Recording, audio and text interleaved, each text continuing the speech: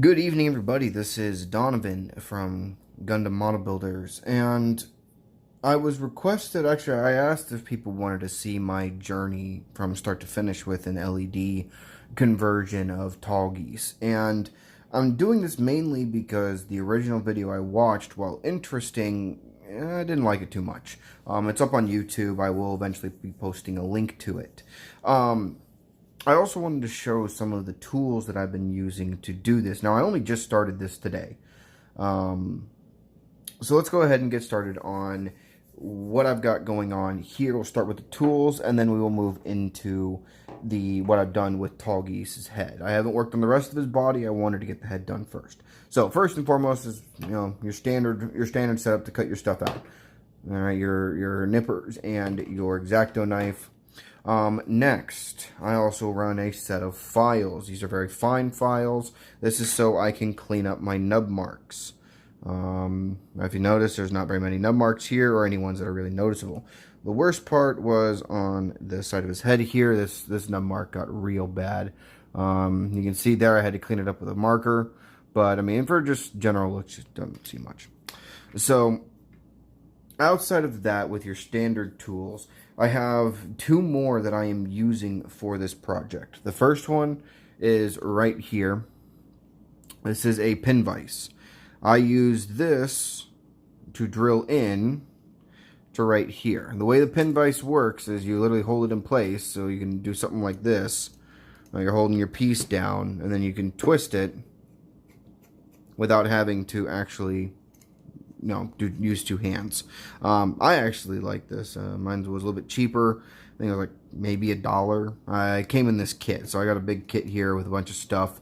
And it came with 5 bits. Right now I am using the 4th largest bit, which I assume is about 3 millimeters here, which is a perfect fit for the LEDs that I bought. Now I will post a link for my LEDs later. The next tool that I am using, although it's not really a tool, is hot glue and a lighter. The reason for this is to provide a basic, easily removable adhesive for the LED. You're not trying to stick these things in place, and your rubber cement or your modeling cement will melt the LED since they're made out of plastic, so we want that to happen. And then outside of that, I am running a simple switch here, on-off, and inside of here are two CR 2032s. I'll have to double check that number. Right here. There we go. 2032s. Of course, when this is closed, switch is on, we have an LED. Now, the only problem with this, doing it this way, is it can be a bit of a pain to actually get it to work. And I'll tell you guys why it's blacked out there and why the underside was blacked out of the main mask. That's so the LED does not shine through. One of the problems with this model, especially, is because it's got a white plastic. It does not like to play well with the LED, especially since I am running a red LED. Nope, not right there. Even turned on. Make sure I got the cords right.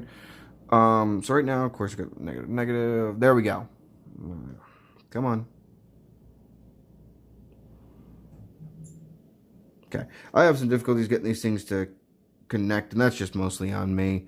Like I said, I've never worked with electricity before. I've never built circuits. There we go. Okay. So you can see the LED right there. It's not as bright as it used to be, and that's because I have covered it with the Gundam markers. Now, you can pick any black paint for this purpose. I just had the Gundam marker at hand when I first started this. So, you saw the LED there. What I did is I ran the pin vise through this portion right here. So now Tallgeese's head is connected by 5 parts in total. The main body right here. Right here is the side of the mask with the vents. Back here, the yellow parts, which take up 2, so that's 1, 2, 3, 4. I guess more than 5 pieces. And then you got the internal pieces, which make 6 or 5. This right here makes 6. And then, of course, the top of the head makes 7, 8, 9, and 10. So the only piece you need to do any modification to is this one right here. And it is the first piece it asks you to cut out of your runners. So you can't even really miss it in this case. So here you can see the fitment. So it starts off standard, got a little bit of a bulge up there in the back, but as you can see, even with the LED in there and the hot glue, it fits perfectly. This has made it much easier when it comes to, at least design-wise and look-wise. I'm not having his head partially off-center or anything like that. It actually looks pretty good. And of course, now that we've got the mask on, or the main head is now fully put together, I can pull the cables.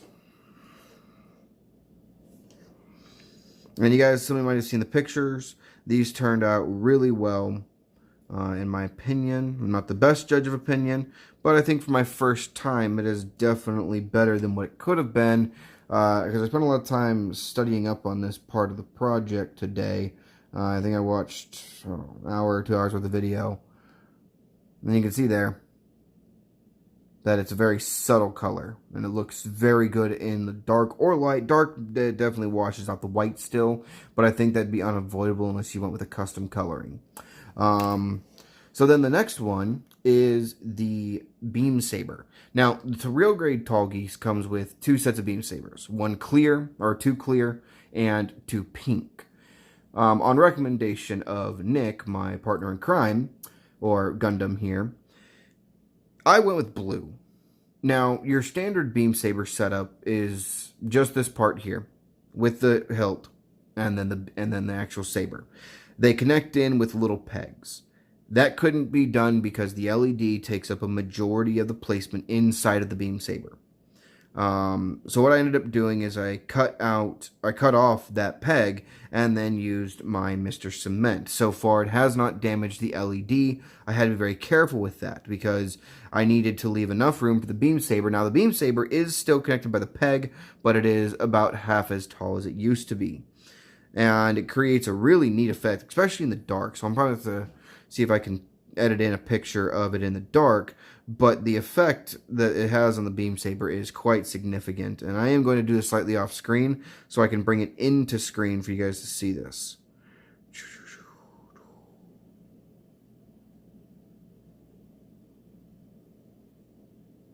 Come on, it's that dang negative again.